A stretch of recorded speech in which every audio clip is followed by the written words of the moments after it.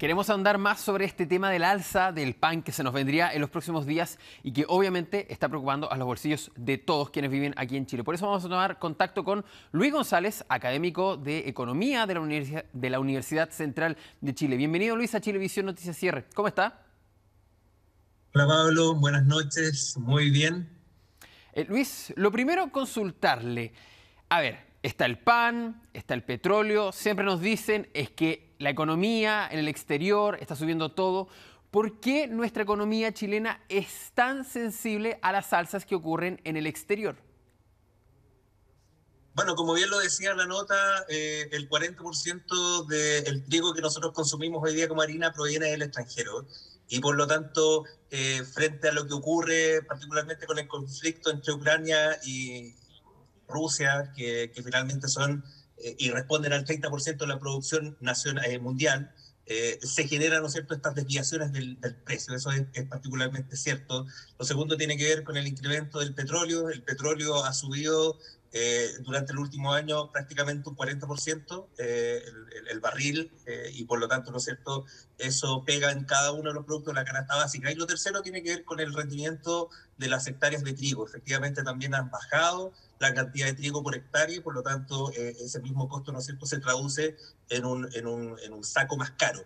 Y lo más probable es que esa condición se va a mantener. Ahora, Luis, expliquémosle también a la gente, porque la pregunta que también me ha salido a mí, por ejemplo, en la casa, muchos dicen, a ver, pero nosotros le compramos el trigo a Ucrania, algunos dicen que le compramos a Argentina, si le compramos a Argentina, ¿por qué la guerra está aumentando el valor y se nos hace más caro a nosotros? Para que también podamos explicarle de la voz de un experto justamente por qué esos valores se nos traducen en un pan más caro.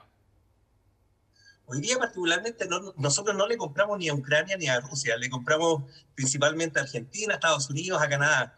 Pero cuando hay una reducción de la producción mundial, finalmente estos grandes productores, ¿no es cierto?, que son los que nos surten a nosotros, también le tienen que surtir a aquellos países que lamentablemente dejan de consumir a estos dos países que están hoy día en conflicto. Y lo que hace finalmente es que la oferta de trigo a nivel mundial vaya bajando. ¿Cómo baja?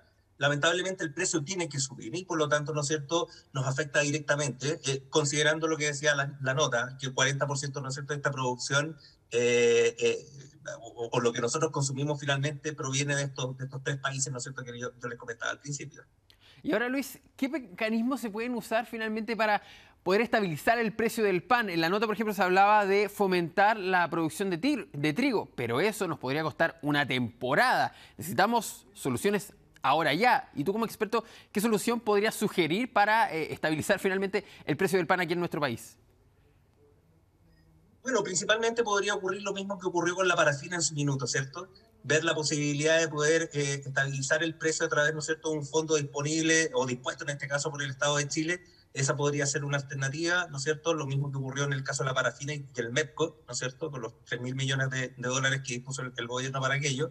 Esa podría ser una alternativa, pero finalmente lo que también ofrecía el ministro de Agricultura, que es aumentar, ¿no es cierto?, la producción chilena, mejorando los rendimientos por hectárea, que eso es sumamente importante, tratar de sacar la mayor cantidad de sacos de trigo posible por hectárea, y también obviamente lo que está relacionado con el ejercicio climático. Hoy día, hace ya un par de semanas atrás, recibimos esa buena lluvia, ¿no es cierto?, y esperamos que finalmente se siga dando durante la temporada, para que al final, ¿no es cierto?, de esta podamos tener una producción mayor. Yo creo que esas dos alternativas podrían ser efectivamente las que nos podrían, y obviamente la tercera, esperar que el conflicto que se da, ¿no es cierto?, entre Rusia y Ucrania, ojalá vaya solucionándose. Esas tres alternativas serían las más convenientes. Claro, esa última que tú nombrabas, que tú también lo decías con una cara de ingenuidad, de que lo más probable es que nos vaya a ocurrir tal vez en años. Ahora, Luis, eso en los planes que podría realizar el gobierno, la autoridad, con el Congreso, hay distintas medidas.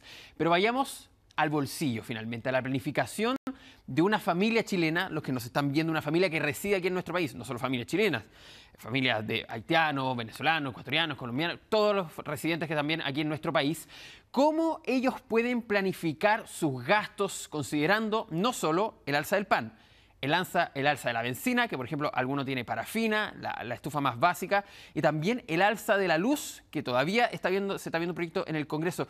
Tú que has asesorado, por ejemplo, o que fuiste perteneciente a un organismo que ayudó también a las pymes en su momento por parte de Cercotec, cómo finalmente ayudar también al bolsillo de las personas a poder planificar sus gastos. es sumamente importante jerarquizar los gastos, Pablo. Ya. Acá lo importante es poder identificar cuáles son los gastos relevantes, los que tienen relación, ¿no es cierto?, con estos productos normales, que son de uso cotidiano, y que finalmente, ¿no es cierto?, tenemos que dedicar ese recurso dejando de lado algunas otras cosas que probablemente, ¿no es cierto?, no son tan necesarias. Hay que hacer esa planificación, como tú bien decías, ¿no es cierto?, asociar cuánto es el recurso que nosotros hoy día tenemos disponible. Hay una restricción presupuestaria en el nivel de sueldos que es relevante. Recordemos que durante los últimos 12 meses nuestro recurso, nuestro dinero ha prácticamente disminuido un 10%. O sea, si antes con 100.000 pesos podíamos comprar X, hoy día con esos mismos 100.000 pesos podemos comprar X menos 1. Entonces es sumamente importante y relevante hoy día jerarquizar los gastos, disponer ese recurso para comprar insumos básicos como son hoy día el pan, el aceite, los cereales, pagar esa cuenta de la luz, el agua, y dejar de alguna otra manera de gastar o consumir esos productos, ¿no es cierto?, que de alguna otra manera no están relacionados simplemente con el diario vivir. Eso es sumamente importante. Hay que considerar que el ejercicio de la inflación se va a mantener. Esperamos, ¿no es cierto?, que se vaya suavizando con el tiempo. Eso creemos todos que va a ocurrir, pero es importante que la gente, ¿no es cierto?, sepa que tiene que disponer de este recurso principalmente para aquellas cosas que son de suma relevancia e importancia. Luis, cuando uno dice jerarquizar, muchos dicen, a ver, pero ¿qué es más o menos importante? Pero la cuenta de la luz, la cuenta del gas, tal vez no... Estamos hablando de los debe y los puede, como en algún momento en la universidad a mí me enseñaron cuando uno tomaba cursos. Los cursos debe y los cursos puede. En este caso son los gastos que debe hacer y los gastos que podría hacer justamente. Exacto. Aquí lo más importante siempre, ¿no es cierto?, disponer del recurso para la comida, para la alimentación, ¿no es cierto? De esa manera poder definir que tu recurso finalmente te pueda permitir, ¿no es cierto?, mantener ese tipo de consumo que te permite el ejercicio de la alimentación. Después viene, ¿no es cierto?, todo lo demás.